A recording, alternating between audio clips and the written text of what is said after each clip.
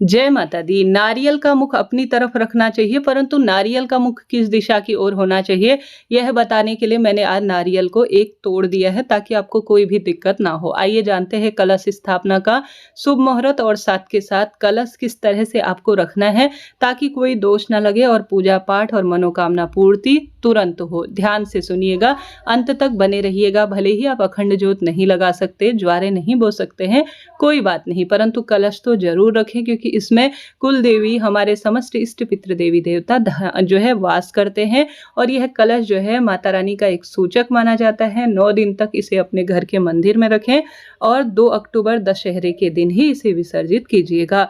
तो ध्यान से सुने कैसे आपको कलश स्थापना करनी है। सबसे पहले एक ऐसा स्थान जहां पर आपको अपना मुख पूर्व या उत्तर दिशा की ओर रखना है, साफ स्वच्छ कर लेना है। कलश में जो जल भरना है वह अपने घर का और गंगा जल मिश्रित कर लेना है। कलश में स्वास्तिक बना लीजिए, एक मौली लपेट लीजिए और शुद्ध पेड़ की जो है पत्तियां, जिसे पल्लव कहा जाता है, या तो अशोक आम की पत्ती ले लीजिए, परंतु ध्यान रहे थोड़ा कड़क पत्ती लेंगे तो 9 दिन तक यह कभी भी बासी नहीं होगी और ऐसी की ऐसी ही आपको मिलेगी 9 दिन तक। कलश के अंदर एक हल्दी की गांठ, 1 रुपए का सिक्का या चांदी का सिक्का ले सकते हैं, अक्षत पुष्प और दूर्वा घास आप डाल दीजिए। कई भक्तजन जय माता दी कहते हुए, मंत्र जाप करते हुए इसमें सप्त औषधि भी डालते हैं, कमल गट्टा भी डालते हैं, इच्छा आपकी है। एक पूर्ण पात्र अर्थात चावल से भरा हुआ कटोरा इसके ऊपर रख दीजिए।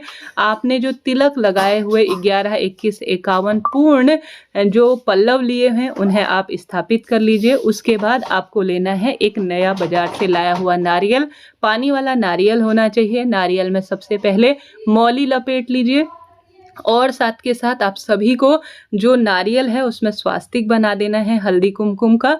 उसके बाद आप सभी सुंदर भाव सच्चे मन से मोबाइल में मंत्र जाप इत्यादि जरूर से लगाइएगा जब आप जो सुबह पूजन करेंगे, ताकि आपकी मनोकामना पूर्ण हो। स्क्रीन पर मैंने दिखाया हुआ है कि पूजा का शुभ मुहूर्त क्या रहने वाला है। अब माता रानी के ठीक दाहिने हाथ की तरफ आप सभी को इस तरह से अक्षत लेने हैं। अक्षत पूर्ण होने चाहिए, इस बात का ध्यान रखें। अपनी रिंग फिंगर अर्थात अनामिका उंगली से आपको इस तरह से 8 लाइन सुंदर भाव सच्चे मन से सबसे पहले खींच लेनी है। फिर इनको फूल का सा स्वरूप देने का प्रयत्न करना है ताकि यह अष्टदल कमल जो है सुंदर तरीके से बन जाए। इस तरह से अष्टदल कमल या स्वास्तिक आप बना लीजिए यहाँ पर।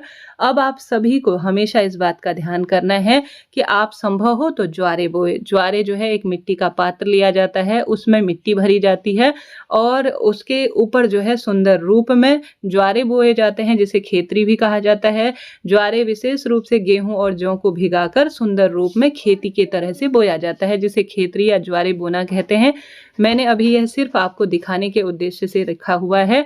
आप जो है इस तरह से भी कलश इसके ऊपर रख सकते हैं, नहीं तो जो है आप सभी कलश अलग से रख लीजिए और जो आपका जो कलश है और ज्वारे दोनों अलग अलग, या इस तरह से भी आप रख सकते हैं जैसा मैंने दिखाया है।